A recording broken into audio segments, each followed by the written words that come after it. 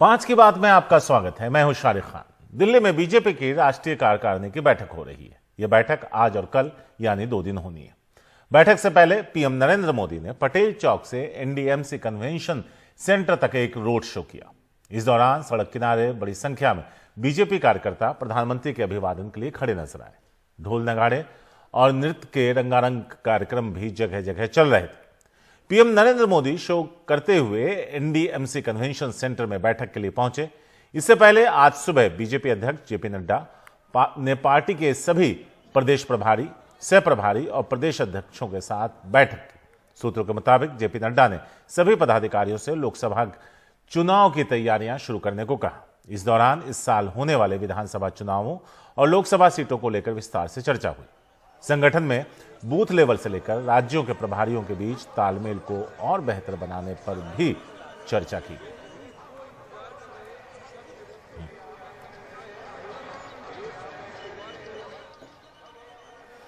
रविशंकर शुक्ला हमारे साथ मौजूद हैं इस वक्त, जो उस रोड शो को कवर कर रहे थे। सीधे उनके पास चलते हैं, उनसे बात करते हैं। रविश, कितना लंबा रहा ये रोड शो और किस तरह का उत्साह नजर आया? आज देखिए शारिक, ये तकरीबन 600 मीटर का ये रोड शो था और पटेल चौक से लेकर एनडीएमसी के कन्वेंशन सेंटर तक, जहां तक मैं मौजूद हूं, यहां पर नरेंद्र मोदी आए। हजारों की तादाद में जो बीजेपी के कार्यकर्ता थे वो अगल बगल खड़े हुए थे।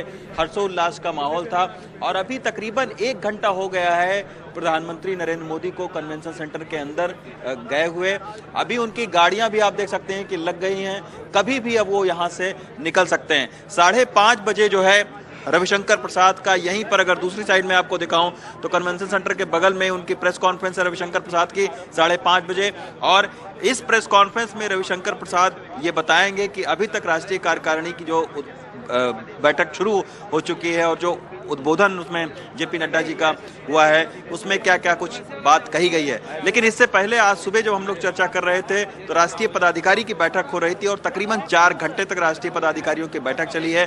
2 सत्र उसमें हुए हैं जिसकी अध्यक्षता खुद जो राष्ट्रीय अध्यक्ष है जेपी नड्डा वो कर रहे थे। और उसमें पहले सत्र में जो है ये कहा गया पदाधिकारियों से कि जो सेंट्रल गवर्नमेंट के जो कार्यक्रम हैं और जो पार्टी के कार्यक्रम हैं, मसलन कि मन की बात, लोकसभा में प्रवास, इन सारे कार्यक्रमों पर आखिर क्या जो है वो फीडबैक है और कैसे जो है वो आप लोग यानी जो वहाँ के प्रभारी और सह प्रभारी हैं, कैसे वो जिलों तक, गांवों तक उन संदेशों को पहुंचाते हैं, उसके बारे में तमाम बातचीत और चर्चा हुई। उन्होंने ये भी कहा कि आप लोग अब लोकसभा चुनाव के लिए कमर कस लीजिए और पूरी तैयारी के साथ में आप जुट जाइए। साथ में जो साउथ के 3 राज्य हैं उनके भी कामकाज को लेकर संतोष प्रकट किया गया। और फिर जो है जो दूसरा सत्र हुआ उसमें ये कहा गया कि जो लोकसभा और विधानसभा के जो डेटा हैं, जो कि मतदाताओं से जुड़े हुए हैं, बूथ तक का जो डेटा है उसका माइन्यूटली एनालिसिस करें और ये देखें कि किन बूथ पर हम मजबूत हैं और किन बूथ पर हम कमजोर हैं। अगर बूथ पर हम कमजोर हैं तो वहां पर और ज्यादा ताकत लगाएं और ज्यादा कार्यकर्ताओं को लगाएं ताकि जो है उन बूथ पर हमें विजय हासिल हो। तो ये सारा एक जो है जो सफलता का मंत्र है वो इस राष्ट्रीय कार्यकारिणी के जरिए जो है वो कार्यकर्ताओं तक पहुंचाया जा रहा है। शुक्रिया रविश, आपका इस पूरे मुद्दे पर विस्तार से रोशनी डालने के लिए। आपके पास हम वापस आते रहेंगे। फिलहाल आपका बहुत बहुत शुक्रिया। हमारे साथ इस वक्त स्टूडियो में हमारे वरिष्ठ सहयोगी अखिलेश शर्मा भी मौजूद हैं, जो लंबे वक्त से बीजेपी को कवर भी करते रहे हैं। अखिलेश, विश्लेषण पे बात पे जाते हैं। आज जब ये बैठक सुबह हुई, जब जेपी नड्डा ने कई प्रभारी, सह प्रभारी और बाकियों के साथ बैठक की, तो क्या कुछ उसमें हुआ? देखिए, उसमें जो जानकारी मिली है सूत्रों के हवाले से शारिक, उसमें जेपी नड्डा का जोर इसी बात पर था कि 2024 का जो लोकसभा चुनाव है उसके लिए पार्टी को किस तरह से तैयारी करनी है। ये राष्ट्रीय पदाधिकारियों की बैठक थी जो सामान्यतः राष्ट्रीय कार्यकारिणी की बैठक से पहले होती है और इसमें कार्यकारिणी की बैठक के एजेंडे को अंतिम रूप दिया जाता है। इसमें 2 प्रस्ताव भी आने हैं, उन पर भी आज सुबह पदाधिकारियों की बैठक में चर्चा हुई है और उसमें जेपी नड्डा ने तमाम जो साल भर में कार्यक्रम होने जा रहे हैं उनके बारे में भी जानकारी दी कि किस तरह से बीजेपी कार्यकर्ताओं को, नेताओं को सक्रिय रूप से हिस्सेदारी करना है, जिसमें कि G20 को लेकर के खासतौर से बातचीत की गई है। इसके साथ साथ सरकार की जो तमाम गरीब कल्याण की योजनाएं हैं उन्हें किस तरह से और ज्यादा प्रभावी ढंग से लागू किया जाए, खासतौर से बीजेपी शासित राज्यों में, इस पर भी जेपी नड्डा की ओर से जोर दिया गया। अखिलेश, अब विश्लेषण पे आते हैं। 2023 की अगर हम बात करें तो 9 राज्यों में चुनाव है। 2019 से पहले 2018 में भी हुए थे, इस बार भी हो रहे हैं। लेकिन 2024 मेन लक्ष्य होगा पार्टी का। ऐसे में 10 साल सत्ता में रहने के बाद फिर से वापसी करना कितनी बड़ी चुनौती रहेगी और उसके लिए किस तरह की तैयारियां बीजेपी करती हुई नजर आएगी आने वाले दिनों में? देखिए, चुनौती तो बहुत बड़ी है शारिक, ये बात सभी जानते हैं, क्योंकि देश के इतिहास की अगर हम बात करें तो सिर्फ जवाहरलाल नेहरू हैं जो लगातार तीसरी बार प्रधानमंत्री बने थे। तो सवाल यही रहेगा 2024 में कि क्या मोदी नेहरू का रिकॉर्ड तोड़ पाएंगे या नहीं तोड़ पाएंगे। लेकिन उनके समर्थक और खासतौर से बीजेपी नेता ये कहते हैं, दावा करते हैं कि जिस तरह से गुजरात में एक के बाद एक जीत बीजेपी ने हासिल की और हाल ही में जो जीत हासिल की, उससे यह स्पष्ट है कि नरेंद्र मोदी के प्रति देश में उनका यह दावा है कि एक प्रो इनकम्बेंसी का माहौल है, जिसका फायदा बीजेपी को निश्चित तौर पर 2024 में मिलेगा। मोदी का चेहरा काफी है अपने आप में, ये वो मान करके चलते हैं। और इसीलिए आज ये जो रोड शो हुआ है, ये भी एक बड़ा संदेश देश की जनता के लिए है कि गुजरात में किस तरह से बीजेपी ने एक रिकॉर्ड कायम किया कि जहां पर कि आजादी के इतिहास में अगर हम देखें तो पहली बार किसी पार्टी ने 156 सीटें यानी 85% से भी अधिक सीटें जीती, और वो भी इतने लंबे समय तक सत्ता में रहने के बाद। तो बीजेपी का लक्ष्य यही रहेगा। 2014 में उन्हें जो सीटें मिली थी उससे ज्यादा सीटें वो 2019 में लेकर आए, और 2019 में जो सीटें हार गए या जो कमजोर जहां पर थे उनके लिए पिछले 1.5 साल से तैयारी कर रहे हैं 160 सीटों पर। तो उन्हें ये उम्मीद है कि 2019 का रिकॉर्ड भी वो तोड़ेंगे, ये उनका दावा भी है। और वो इसके लिए ये भी कहते हैं शारिक की विपक्ष जो है वो 2019 की तरह ही बटा हुआ है। उदाहरण के तौर पर अगर राहुल गांधी की भारत जोड़ो यात्रा आप देख भी लें तो उसके समापन के लिए कांग्रेस पार्टी ने जो चिट्ठी भेजी और जिन नेताओं को आमंत्रित किया, उससे भी यह स्पष्ट हो जाता है कि विपक्षी एकता एक दूर की कौड़ी है। अखिलेश, अगर देखें तो रोजगार को लेकर के कई पहल होता दिखा है, महंगाई को लेकर भी सरकार गंभीर नजर आती। ये 2 मुद्दे हैं जो आम आदमी को इफेक्ट करते हैं, जिससे वो थोड़ा त्रस्त है। ये भी एक सच है जमीन पर, चाहे उसको जिस तरह से भी नकार दिया जाए। एक तो ये 2 मुद्दे हैं। तीसरा, अभी आपने भारत जोड़ो यात्रा का भी जिक्र किया, उससे भी मैं पूछना चाहूंगा आपसे। भले ही सार्वजनिक तौर पर उसे वो स्वीकार ना करें कि वो एक चुनौती बना है, या फिर उसको क्या बीजेपी गंभीरता से ले रही है, भले ही दिखा ना रही हो? नहीं, गंभीरता से तो लिया गया है, इसमें कहीं कोई शक नहीं। और यही कारण है कि जहां जहां से राहुल गांधी की यात्रा निकली, बीजेपी ने कोशिश की कि राजनीतिक रूप से उसे सलामी दी जाए। सलामी देने का मतलब यह था कि जहां जहां से निकले वहां से कुछ ऐसा कर दें जिससे उस यात्रा पर ही सवाल उठे कि कहीं आप गए तो कांग्रेस के नेताओं को अपने यहां शामिल करा लिया या किसी तरह का कोई विवाद खड़ा हो गया। और दूसरी बात यह है कि बीजेपी नेता भी ये मानते हैं कि इस यात्रा से नुकसान तो कोई नहीं होगा, राहुल गांधी को किसी भी तरह से नुकसान तो नहीं होगा, क्योंकि आप थोड़ी सी भी अगर मेहनत करते हैं, घर से निकलते हैं, 4 लोगों से मिलते हैं, तो निश्चित तौर पर आपको इसका राजनीति में फायदा मिलता है। तो राहुल गांधी को, कांग्रेस को इसका फायदा तो मिलेगा, लेकिन किस हद तक मिलेगा, इसके लिए वो कहते हैं कि गुजरात के चुनाव हुए, वहां पर ये यात्रा होने के बावजूद कांग्रेस पार्टी बुरी तरह से हारी। हिमाचल में जीती लेकिन वहां पर राहुल गांधी प्रचार के लिए नहीं गए। तो वो ये सारी बातें कहते हैं। और जो आपका पहला प्रश्न था महंगाई बेरोजगारी का, देखिए ये बीजेपी को एहसास है कि हाँ, ये 2 मुद्दे हमारे लिए चुनौती रहेंगे। और यही कारण है कि आप जानते हैं कि कुछ महीने पहले पीएम मोदी की ओर से ऐलान किया गया कि इस साल दिसंबर तक 10 लाख भर्तियां सरकारी नौकरियों की जाएंगी। और उसके लिए उन्होंने 2 अभियान अभी तक चलाए भी और भर्तियों की जो पत्र वो भी लोगों को दिए हैं, रोजगार युवाओं को दिए हैं। और महंगाई का जहां तक प्रश्न है, तो जिस तरह से आरबीआई ने लगातार इंटरेस्ट रेट को बढ़ाया है और उसके बाद हाल में जो ताजा आंकड़े आए हैं जिसमें कि 6% से कम हुई है महंगाई, तो ये निश्चित तौर पर सरकार के लिए काफी राहत की बात है। कल भी जब वित्त मंत्री निर्मला सीतारमण एक कार्यक्रम में थी तो उन्होंने इस बात का जिक्र किया है और सरकार को ये उम्मीद है कि महंगाई कम रहेगी और इससे लोगों को राहत मिलेगी। सबसे ज्यादा हमें और आपको फर्क पड़ता है फूड इन्फ्लेशन से। तो अगर उसमें अगर आप काबू पाएं तो निश्चित तौर पर वो एक संदेश चला जाता है कि देश में महंगाई पर नियंत्रण किया जा रहा है। अखिलेश, कई सारे आप इन 2-3 मुद्दों पर हमने बात किया। अगर अंदर की खबरों की बात करें तो किन किन फ्रंट्स पर है जहां चौकस या चौकन्नी नजर आ रही है आश्वस्त होने के बाद भी 2024 को लेकर बीजेपी? देखिए, कई चुनौतियां हैं। बीजेपी भी इस बात को जानती है कि चाहे वो कांग्रेस से सीधे मुकाबले में जीत हासिल कर ले, लेकिन जब क्षेत्रीय क्षेत्रफों से उसका मुकाबला होता है, चाहे ममता बनर्जी हो या फिर बिहार में आप बात करें लालू तेजस्वी यादव की, तो बीजेपी को नुकसान उसमें उठाना पड़ता है सीधी टक्कर में। लेकिन बीजेपी को उम्मीद यही है कि जब 2024 के लोकसभा चुनाव होंगे तो जिस तरह से 14-19 में नरेंद्र मोदी का चेहरा, उनका नाम, उनका काम देख करके जनता ने वोट दिया, इस बार भी उनका साथ देगी। क्योंकि ये एक पैटर्न बन चुका है शारिक देश में कि लोग हर चुनाव में अलग तरह से मतदान करते हैं। विधानसभा के चुनाव में अलग तरह से वोट डालते हैं, लोकसभा के चुनाव में अलग तरह से वोट डालते हैं। तो बीजेपी की उम्मीद इसी बात पर टिकी है। लेकिन यहां यह नहीं भूलना होगा कि इस साल 9 राज्यों के विधानसभा चुनाव होने हैं, एक यूटी जम्मू कश्मीर का भी चुनाव संभावित है। तो ऐसे कई राज्य जहां पर कि बीजेपी और कांग्रेस का सीधा मुकाबला है, वहां पर अगर बीजेपी स्कोर नहीं कर पाती है कांग्रेस के मुकाबले तो निश्चित तौर पर एक झटका उन्हें अगले लोकसभा चुनाव से पहले जरूर लगेगा। लेकिन यहां पर वो कहते हैं कि 2018 में की अगर आप बात करें तो मध्य प्रदेश बीजेपी हार गई थी, राजस्थान हार गई थी, छत्तीसगढ़ हार गई थी। इसके बावजूद भी बीजेपी ने 2019 में जीत हासिल की थी। तो इन्हें सेमीफाइनल कहना उनके हिसाब से ठीक नहीं होगा। मैं यही बोलने वाला था कि अब स्थितियां बदल गई हैं। अब आप सेमीफाइनल नहीं कह सकते विधानसभा चुनावों को, क्योंकि जिन 3 राज्यों का जिक्र अभी आपने किया वहां की मैक्सिमम सीट से फिर से जीतने में कामयाब रही थी बीजेपी।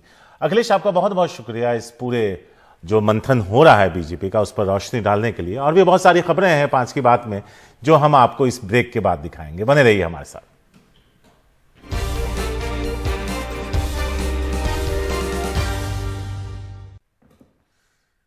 दिल्ली विधानसभा का सत्र आज हंगामे के साथ शुरू हुआ। सत्र के दौरान मुख्य तौर पर मेयर चुनाव और सर्विसेज को लेकर चल रही एलजी विनय कुमार सक्सेना और केजरीवाल सरकार के बीच जंग को लेकर जमकर हंगामा हुआ, जिसके चलते सदन की कार्रवाई कल तक के लिए स्थगित कर दी गई। बीजेपी का आरोप है कि विधानसभा सत्र के दौरान विपक्ष को बोलने का ना तो पूरा वक्त दिया जाता है और ना ही प्रश्नकाल रखा जाता है। बाद में हंगामे के चलते कार्रवाई स्थगित कर दी गई। इसके बाद आपके विधायक एलजी हाउस की ओर मार्च करते बढ़ गए। केजरीवाल ने उनकी अगुवाई की, लेकिन एलजी हाउस से कुछ दूर दूर उन्हें रोक दिया गया। केजरीवाल ने कहा कि उपराज्यपाल ने मुझे और डिप्टी सीएम को मिलने के लिए बुलाया है, लेकिन हम सभी विधायकों के साथ मिलना चाहते हैं। उन्होंने कहा, ऐसे में उपराज्यपाल का ये न्योता हमें मंजूर नहीं। अभी अंदर से मैसेज आया है, एलजी साहब ने मिलने के लिए मना कर दिया। ये बेहद दुख की बात है कि दिल्ली के मुख्यमंत्री, दिल्ली के उप मुख्यमंत्री, दिल्ली के सारे मंत्रीगण और दिल्ली के सारे विधायकगण यहाँ पे आए हैं, सड़क पे खड़े हैं, उनके घर के सामने खड़े हैं और एलजी साहब ने हम सब लोगों को मिलने के लिए मना कर दिया। तो बहुत दुख की बात है, बहुत खेद की बात है कि दिल्ली के एलजी ने सारी कैबिनेट से और सारे विधायकों से मिलने से मना कर दिया। इसके बाद की आगे की क्या वो होगी स्ट्रेटजी हम डिस्कस करेंगे। फिलहाल हम लोग अब निकल रहे हैं यहाँ से। और इस पूरे मसले पर हमारे सहयोगी शरद शर्मा ने दिल्ली के डिप्टी सीएम मनीष सिसोदिया से बात की। केजरीवाल सरकार का जो मार्च उपराज्यपाल दफ्तर की तरफ निकला था, अब उसको उपराज्यपाल दफ्तर से कुछ पहले रोक दिया है। मेरे साथ दिल्ली के उप मुख्यमंत्री मनीष सिसोदिया हैं। मनीष जी, इस बात में कोई शक नहीं है कि दिल्ली की चुनी हुई सरकार की राय मानना उपराज्यपाल के लिए बाध्यकारी है। सुप्रीम कोर्ट ने भी ये कहा है, क्योंकि अगर ये नहीं है तो दिल्ली में चुनी हुई सरकार होने का कोई मतलब नहीं है। लेकिन सवाल ये है कि अगर उपराज्यपाल इससे अलग जाते हुए दिख रहे हैं तो फिर समाधान कहाँ से निकलेगा, कैसे निकलेगा? उपराज्यपाल को बताना पड़ेगा ना कि भाई वो टीचर्स की ट्रेनिंग के खिलाफ क्यों है। टीचर्स को नेशनल इंटरनेशनल लेवल की क्वालिटी ट्रेनिंग दिलाना चुनी हुई सरकार की जिम्मेदारी है।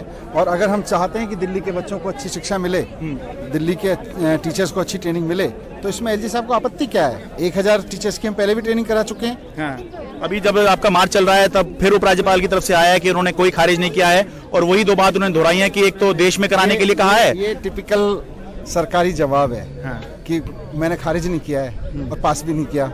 उन्होंने फाइल 4 महीने से इधर से उधर घुमा रखी है। कभी कहते हैं डीओपीटी गाइडलाइन के हिसाब से है कि नहीं है, कभी कहते हैं कि विदेशों में ट्रेनिंग कराने की क्या जरूरत है, देश में ही देख लो, ट्रेनिंग करा लो कहीं पे। कभी कहते हैं कि कॉस्ट बेनिफिट एनालिसिस करा लो। अरे आपको दिखता नहीं है कि 99% रिजल्ट हो गया, जो 75% रिजल्ट होता था, आपके दिखता नहीं है कि टीचर्स की ट्रेनिंग की वजह से इतना शानदार वातावरण स्कूलों में बना है। बच्चे बिना कोचिंग के जेईई और नीट के एग्जाम पास कर रहे हैं। आपको दिखता नहीं है ये? अभी जब आपका मार्च चल रहा था तभी जो एमसीडी का सदन है वो बुला लिया गया है 24 जनवरी को। तो एक तो बात आपकी मान ली गई है, आप ही का प्रस्ताव था, 4 डेट आपने दी थी, उनमें से एक मान अच्छी बात है उन्होंने मान लिया है। हाँ। इसको भी मान लें, लिख के दे दें कि मुझे टीचर्स को फिनलैंड भेजने में या विदेशों की ट्रेनिंग भेजने में कोई आपत्ति नहीं है। हाँ। हम खुशी खुशी भेज देंगे अपने टीचर्स को। एक सवाल ये भी उठ रहा है कि अगर एक तरफ उपराज्यपाल कह रहे हैं कि उनको करने का अधिकार है, वो कर दे रहे हैं, तो अधिकार है तो फिर फाइल क्यों चलती है और फिर अब आपका प्रस्ताव क्यों माना गया है? घुमाई क्यों जाती है? ठीक है। दिल्ली से मैं शरद शर्मा, एनडीटीवी इंडिया। वहीं दूसरी ओर दिल्ली में बढ़ते प्रदूषण की ओर ध्यान खींचने के लिए बीजेपी के विधायक ऑक्सीजन सिलेंडर और ऑक्सीजन मास्क लेकर पहुंचे।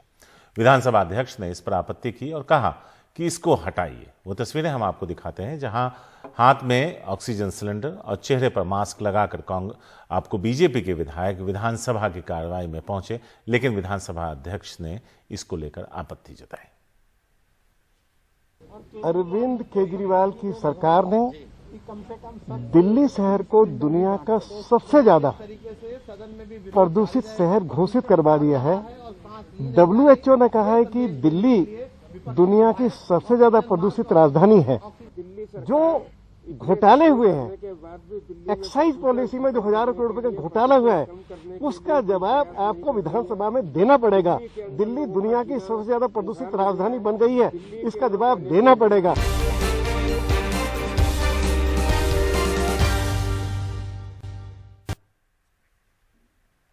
अशोक गहलोत के साथ सियासी जोर आजमाइश के बीच राजस्थान में कांग्रेस नेता सचिन पायलट अब फिर शक्ति प्रदर्शन की तैयारी कर रहे हैं।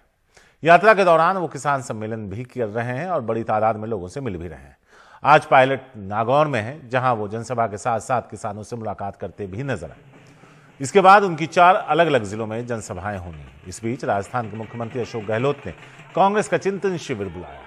आज और कल हो रहे इस चिंतन शिविर में पायलट समर्थक विधायक नदारद हैं। ऐसे में एक बार फिर राजस्थान कांग्रेस में खींचतान की स्थिति बनती दिख रही है।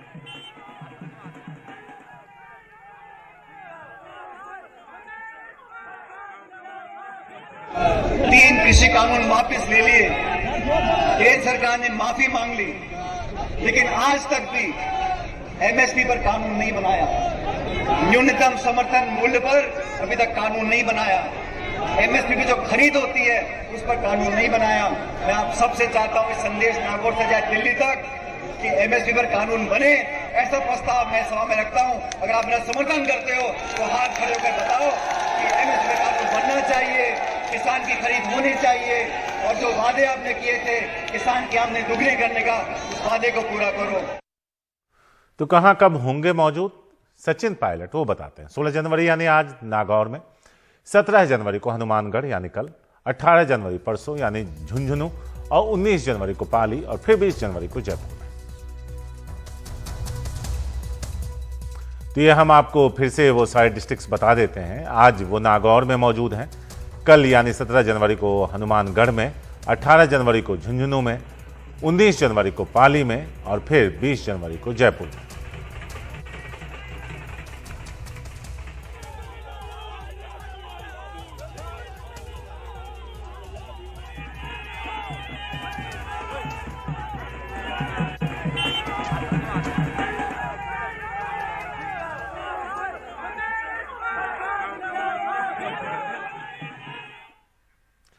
राहुल गांधी की भारत जोड़ो यात्रा अपने अंतिम पड़ाव पर पहुंचने वाली है। फिलहाल ये यात्रा पंजाब में है, जहां से ये जम्मू कश्मीर में प्रवेश करेगी।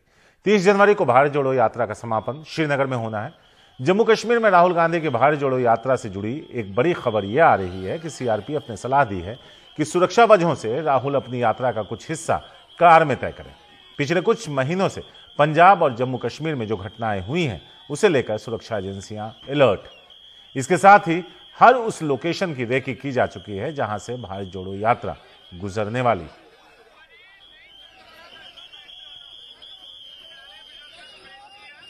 राहुल गांधी की भारत जोड़ो यात्रा जो है वो जनवरी 19 को जम्मू दाखिल हो रही है। बताया जा रहा है कि लखनपुर बॉर्डर से जम्मू दाखिल होगी और लखनपुर कठुआ से होती हुई सांबा और जम्मू के सतवारी शहर ये यात्रा पहुंचेगी। अगले 3 दिन ये यात्रा जम्मू शहर में ही रहेगी। जानकारी एनडीटीवी को जो मिल रही है उसके मुताबिक सुरक्षा एजेंसियों ने एक डिटेल्ड जो है वो रिव्यू किया है राहुल गांधी की भारत जोड़ो यात्रा का, क्योंकि ये यात्रा जम्मू कश्मीर में अगले 10 दिन तक रहेगी। यानी सुरक्षा बलों के लिए काफ़ी चुनौती भरे दिन जो हैं अगले 10 दिन होने वाले हैं। ये बात सामने आ रही है कि सुरक्षा एजेंसियों के तरफ से राहुल गांधी की टीम को ये मैसेज पहुंचाया गया है कि कुछ एरियाज जो हैं, कुछ स्ट्रेचेस जो हैं वो गाड़ी में बैठकर तय करें, यानी ऑन फुट वो तय ना करें। ये इसलिए किया गया है क्योंकि जो जम्मू कश्मीर के जो चैलेंजेस हैं वो बिल्कुल अलग हैं बाकी के देश में। जिस तरह से ये यात्रा निकली सीआरपीएफ का हालांकि ये भी कहना है कि कई जगह पे राहुल गांधी ने जो सुरक्षा कवच है उसका उल्लंघन भी किया। उन्होंने ये भी बोला है, जो उन्होंने एक रिपोर्ट होम मिनिस्ट्री को दी थी उसके मुताबिक 100 से ज़्यादा बार जो उन्होंने सिक्योरिटी कवर है सीआरपीएफ का वो तोड़ा है। तो अब जो सिक्योरिटी रिव्यू हुआ है उसमें ये बोला जा रहा है कि जो कुछ स्ट्रेचेज हैं वो राहुल गांधी ऑन फुट ना कवर करके बल्कि बाय कार कवर करें। जो ये यात्रा है बताया जा रहा है कि रिपब्लिक डे के आसपास यहाँ उस 26 जनवरी के कुछ दिन बाद जो ये यात्रा है श्रीनगर पहुंचेगी। उस एरिया के जो उस टेरेन के जो चैलेंजेस हैं वो अलग हैं। ये यात्रा अनंतनाग से होती हुई पंथा चौक पहुंचेगी और ये खत्म जो है वो 30 जनवरी को होगी। वहाँ पर जो सिक्योरिटी को लेकर जो चैलेंजेस हैं, टेररिज्म के अलग चैलेंजेस हैं। ऐसे में ये भी बात बोली जा रही है कि जो एरिया है, जो सेंसिटिव एरिया है, वहाँ पर कुछ लोग ही जो हैं वो राहुल गांधी के साथ होने की सलाह जो है उनकी टीम को दी गई है ताकि उन सभी लोगों को महफूज रखा जा सके। राहुल गांधी के पास फिलहाल सीआरपीएफ का Z+ सिक्योरिटी कवर है, यानी 8 से 9 कमांडो जो हैं उनके साथ हमेशा चलते हैं। हालांकि कांग्रेस की तरफ से ये सवाल उठाया गया था और ये सवाल केंद्र को पूछा गया था कि क्यों नहीं उनकी दोबारा से जो सिक्योरिटी है वो एसपीजी को दे दी जाए, ना कि सीआरपीएफ को दी जाए। ऐसे में जो कुछ एक्सपर्ट्स हैं उनका कहना है कि जो एसपीजी में भी कमांडोज होते हैं वो पैरामिलिट्री फोर्सेस से ही आते हैं, तो ये कहना कि जो सीआरपीएफ का जो सिक्योरिटी कवर है वो इतना महफूज नहीं है जितना एसपीजी का है, ऐसा कहना गलत होगा। बहरहाल राहुल गांधी 19 जनवरी को जम्मू पहुंचेंगे और अगले 10 से 11 दिन जम्मू कश्मीर में ये यात्रा करेंगे, जो सिक्योरिटी फोर्सेस के लिए भी और साथ में कांग्रेस पार्टी के लिए भी अलग अलग चैलेंजेस सामने लाएगी। नई दिल्ली से कैमरा पर्सन पूजा आर्य के साथ नीता शर्मा, एनडीटीवी इंडिया के लिए। तो हम आपको नीता शर्मा की एक और रिपोर्ट दिखाते हैं जिसमें ये यशोवर्धन आजाद जो पूर्व स्पेशल डायरेक्टर रहे हैं आईबी के, वो क्या कह रहे हैं इस थ्रेट पर, उनसे उन्होंने खास बात की। राहुल गांधी की भारत जोड़ो यात्रा जो है वो जम्मू कश्मीर 20 जनवरी को दाखिल हो रही है। जम्मू के ज़रिए ये दाखिल हो रही है। सुरक्षा को लेकर काफ़ी जो हैं एक कंसर्न्स हैं सिक्योरिटी की, सिक्योरिटी एजेंसीज़ को एक वीआईपी को प्रोटेक्ट करने के लिए काफ़ी जो है दिक्कतें भी आती हैं। हमारे साथ जो हैं स्पेशल सेक्रेटरी यशोवर्धन झा आज़ाद हैं जो इंटेलिजेंस ब्यूरो में वीआईपी सिक्योरिटी ही देखते थे। सर, आप हमें ये बताएं कि इस तरह के जो सिनेरियोज होते हैं उनमें जम्मू कश्मीर में तो एक अलग तरीके का सिक्योरिटी कंसर्न होता है, वहाँ पर राहुल गांधी की सिक्योरिटी को लेकर जो एक डाउट्स या फिर कंसर्न सामने आ रही हैं, कितनी जेन्युइन है? नहीं, आपने सही कहा कि जम्मू कश्मीर में अगर यात्रा शुरुआत हो रही है 20 जनवरी से, तो वहाँ के जो सुरक्षा इंतज़ाम है वो बाकी जगहों से अलग होंगे। एक बॉर्डर स्टेट है, आतंकवादियों का तो डर है ही, साथ ही कितनी ऐसी विडंबनाएं हैं वहाँ पे सुरक्षा ये डालने में, और ख़ासकर सुरक्षा के घेरे में आप इतने ज़्यादा व्यक्ति को तो नहीं ले सकते हैं। और सुरक्षा के इंतज़ाम में अगर एक व्यक्ति भी, जो विशिष्ट व्यक्ति, मान लीजिए हम राहुल गांधी जी की बात कर रहे हैं, तो उनके साथ इतने सारे लोग जो भी चल रहे हैं, उसमें एक सिंपल टेक्निक का इंतज़ाम किया जाए, रोप लाइन टेक्निक की, ख़ास जो पास में हैं वो पहचाने हुए लोग हों। लेकिन जम्मू कश्मीर में मैं समझता हूँ एक उसके लिए स्पेशल अरेंजमेंट्स करने पड़ेंगे, और वो अरेंजमेंट्स मैं समझता हूँ कि इंटेलिजेंस एजेंसीज को साथ में बैठ के वहाँ के सुरक्षा अधिकारियों के साथ, स्टेट पुलिस के साथ, तभी उस यात्रा में व्यापक सुरक्षा दी जा सकती है। ये भी कहा जा रहा है सर कि कई एरियाज़ हैं, बिकॉज जो यात्रा है वो जम्मू से कश्मीर जाएगी, 26 जनवरी को श्रीनगर पहुंचेगी लाल चौक। तो बताया जा रहा है कि कई एरियाज़ हैं, कई स्ट्रिप्स हैं, कई स्ट्रेचेस हैं जहां पर ये सुझाव आ रहा है सीआरपीएफ द्वारा कि आप गाड़ी से जाएं, आप पैदल ना जाएं। तो ये सही है या? मैं इसको बिल्कुल मानता हूँ, और इसलिए मानता हूँ क्योंकि सीआरपीएफ के जो चीफ हैं सुजॉय थाउजेंड, उन्होंने काम किया है मेरे साथ, वो एसपीजी में भी रह चुके हैं। उन्हें सुरक्षा के बारे में सब कुछ मालूम है। और अगर कुछ स्ट्रेचेस में अगर ये एडवाइस किया जा रहा है कि रेगुलर होना चाहिए, तो वो बिल्कुल सही है। कई वहाँ पे ऐसे इलाके हैं जो अति संवेदनशील हैं और ये उचित होगा कि यात्रा उसमें नहीं। यात्रा का ध्येय जो है बहुत बड़ा है, भारत जोड़ो है का है। और ये भी आप देखिए कि भारत जोड़ो की यात्रा ख़त्म हो रही है 26 जनवरी को लाल चौक में, और लाल चौक में झंडा फहराने की एक अलग ही एक सिग्निफिकेंस होता है। तो इसलिए मैं कहूँगा कि सुरक्षा की दृष्टि से यह आवश्यक है कि सीआरपीएफ ने जिस एजेंसी ने ऐसा सुझाव दिया है उसको राहुल गांधी जी और उनके लोग मान लें।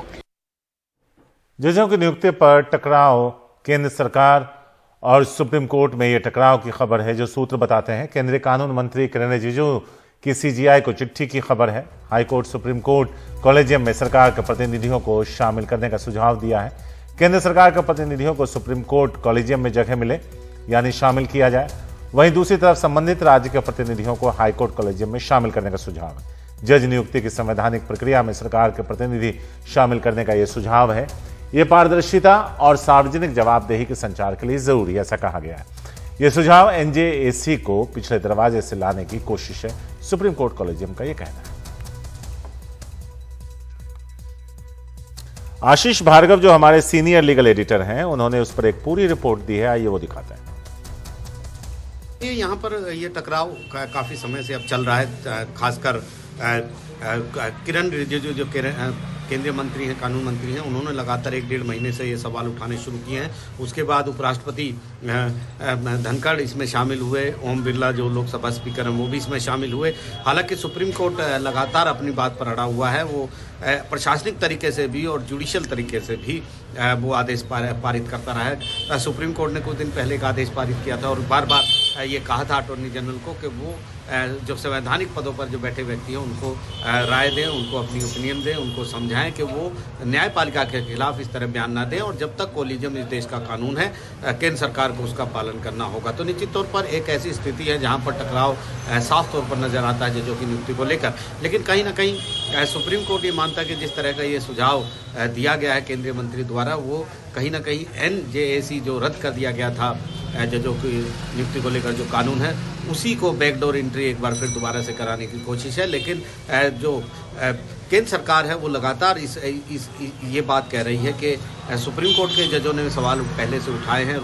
जस्टिस रूमा पाल ने 2011 में भी कहा था कोलिजियम सिस्टम ठीक नहीं है, जज ही जज को चुनते हैं और ऐसे में पारदर्शिता नहीं हो सकती। तो निश्चित तौर पर वही एक आधार बनाया गया है। लेकिन ये लड़ाई अभी थमने वाली इस तरीके से नहीं है। बहुत सारी अभी भी पेंडिंग है जो सिफारिशें सुप्रीम कोर्ट ने की थी कोलेजियम ने केंद्र सरकार को। हालांकि पिछली सुनवाई में अटॉर्नी जनरल ने कहा था कि 110 में से 44 सिफारिशों को 3 दिनों के भीतर लागू किया जाएगा, मंजूरी दी जाएगी, और कुछ सिफारिशों को मंजूरी दी गई है। तो निश्चित तौर पर ये जो टकराव है ये अभी थमने वाला दिख नहीं है। टकराव अगर देखें तो कोई नया नहीं है। 2014 के बाद से ये टकराव शुरू हुआ जब मोदी सरकार कानून लेकर आई अगस्त में ही।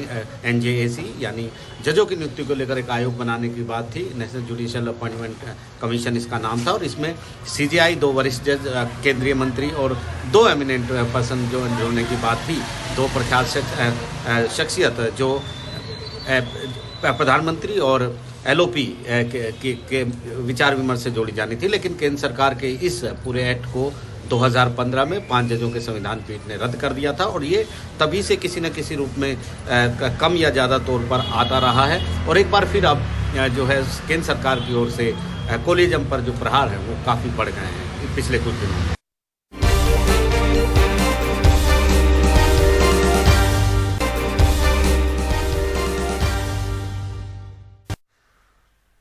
तो बीजेपी की राष्ट्रीय कार्यकारिणी की बैठक हो रही है और इस बीच रविशंकर प्रसाद प्रेस कॉन्फ्रेंस कर रहे हैं। आइए सीधे चलते हैं। पटना साहब का एमपी हूं तो कहा कि आप कोऑर्डिनेट करके 100 बूथ देखिए कहां कमजोर है।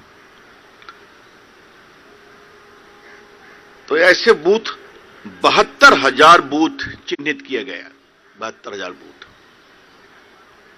और अध्यक्ष जी ने बड़े सुकून से कहा कि 1,30,000 बूथ पर हम लोग पहुंचे, जिनको मजबूत करने का फैसला हुआ। BJP being a cadre-based party and also with extensive involvement of workers, the PM had given a mandate that we must identify weak booths 100 in each Lok Sabha, and strengthen it by extraordinary outreach at the booth level. In all, 72,000 booths were identified, and today, Honorable President conveyed in his address that 1,30,000 booths were reached. तो ये दो महत्वपूर्ण बात थी, मुझे लगा कि मुझे आपको बताना चाहिए। अध्यक्ष जी ने कहा दयानंद सरस्वती के 200 वर्ष पूरे हो जा रहे हैं। 13 फरवरी को कार्यक्रम है, बड़ा कार्यक्रम, और ये कार्यक्रम बड़े स्तर पर बनाया जाएगा। सरकार का भी सहयोग रहेगा, प्रोत्साहन रहेगा, संभवतः प्रधानमंत्री भी जाएंगे इसमें। उन्होंने दयानंद सरस्वती के 2-3 उपदेशों को याद दिलाया, जिसका सबसे प्रमुख था अंतिम स्तर पर खड़े व्यक्ति की चिंता होनी चाहिए। The last mile marginalized man, individual must be addressed, his concerns must be addressed. और इसी क्रम में उन्होंने बताया कि किस तरह से प्रधानमंत्री नरेंद्र मोदी की अगुवाई में अंतिम पंक्ति में बैठे हुए व्यक्ति की बड़ी चिंता की गई है, चाहे वो गरीब कल्याण योजना हो, भोजन योजना हो, डीबीटी हो, अन्य सुरक्षा के हो, तो किस तरह से अंतिम छोर पर खड़ा हुआ व्यक्ति एम्पावर हुआ है, उन्होंने उसकी विस्तार से चर्चा की।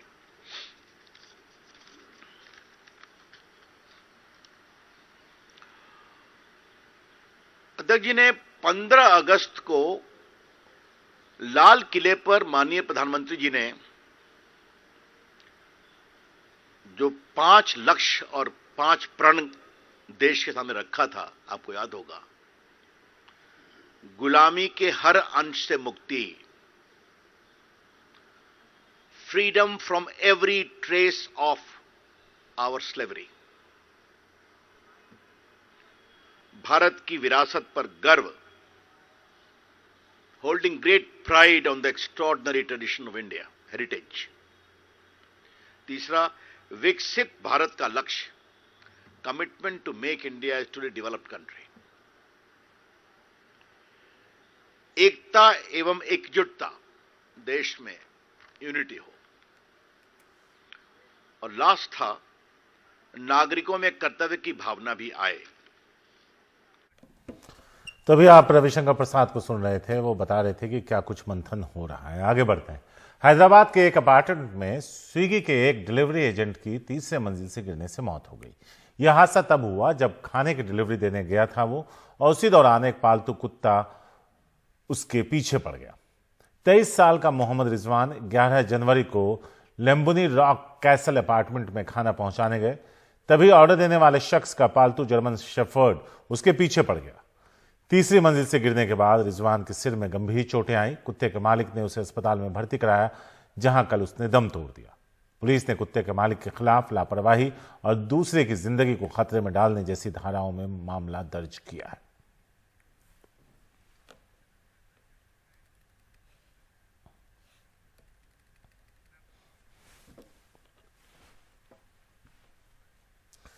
चंडीगढ़ में आवारा कुत्तों को खिलाने निकली 25 साल की एक लड़की को कार ने टक्कर मार दी। शनिवार रात एक फर्नीचर मार्केट के पास हुई ये घटना सीसीटीवी में कैद हो गई। एसयूवी चला रहा आरोपी गलत दिशा से गाड़ी चला रहा था।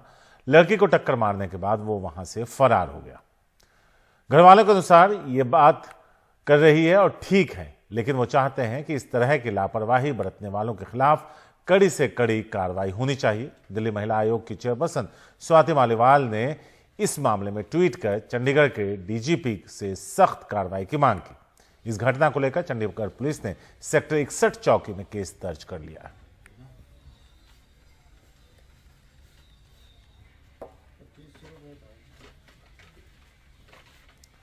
सुप्रीम कोर्ट ने बीजेपी नेता और पूर्व केंद्रीय मंत्री शहनवाज हुसैन के खिलाफ रेप की धारा में एफआईआर दर्ज करने का आदेश दिया। शहनवाज हुसैन हाईकोर्ट के फैसले के खिलाफ राहत के लिए सुप्रीम कोर्ट पहुंचे थे, लेकिन अदालत ने उनकी अर्जी खारिज करते हुए हाईकोर्ट के फैसले को बरकरार रखा। सुप्रीम कोर्ट ने कहा कि याचिकाकर्ता एफआईआर रद्द करने की मांग हाईकोर्ट में रख सकते हैं। दिल्ली की रहने वाली महिला ने 2018 में शहनवाज हुसैन के खिलाफ निचली अदालत में गुहार लगाई थी और उनके खिलाफ दुष्कर्म के तहत मुकदमा दर्ज करने की मांग रखी थी। महिला का आरोप है कि आरोपी नेता ने छतरपुर के फार्म हाउस में उनके साथ रेप किया था और उसे जान से मारने की धमकी दी थी।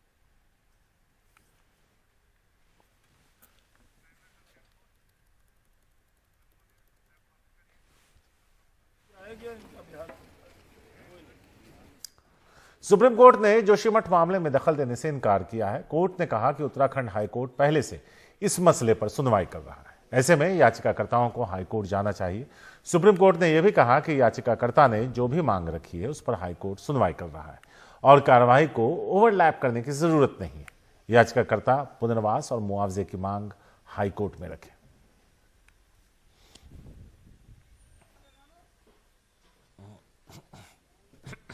सुप्रीम कोर्ट ने यह कहा कि उत्तराखंड हाई कोर्ट ने एक ऑर्डर 12 जनवरी को पास किया है जिसमें उन्होंने सभी निर्माण कार्य पर रोक लगा दिया है। तो इसलिए आप लोगों को भी जब उत्तराखंड हाई कोर्ट देख रहा है तो उसमें ही एक पिटीशन फाइल करनी चाहिए। हम लोगों की ओर से ये कहा गया कि उसमें रिलीफ वर्क के लिए कुछ नहीं कहा गया है, इसलिए रिलीफ का पोर्शन जो है वो आर्टिकल 21 में पड़ता है, आप उसको सुन सकते हैं। लेकिन उन्होंने कहा ठीक है, आप एक सब्सटेंटिव पिटीशन हम लिबर्टी देते हैं कि वहीं फाइल करिए और रिलीफ वर्क के लिए भी अगर चाहें तो जो पिटीशन पेंडिंग है उसमें भी आप इंटरवीन कर सकते हैं। दुनिया के 5 सबसे प्रदूषित शहरों में मुंबई शामिल हो गया है। पाकिस्तान का लाहौर पहले नंबर पर है, दिल्ली दूसरे और बांग्लादेश का ढाका तीसरे नंबर पर। पाकिस्तान का कराची चौथे नंबर पर है। मुंबई दुनिया का 5वां सबसे प्रदूषित शहर बन गया है। मुंबई में बदलते मौसम के बीच वायु गुणवत्ता बहुत खराब श्रेणी में। दिसंबर से लगातार बिगड़ी हवा बच्चों के स्वास्थ्य पर भारी पड़ रही है। तो आपको फिर से बता दें कि कौन किस नंबर पर मौजूद है। पाकिस्तान का लाहौर पहले नंबर पर है, दूसरे पर दिल्ली, तीसरे पर बांग्लादेश की राजधानी ढाका है। पाकिस्तान का कराची शहर चौथे नंबर पर है और अब 5वें नंबर पर एंट्री मुंबई की हुई है।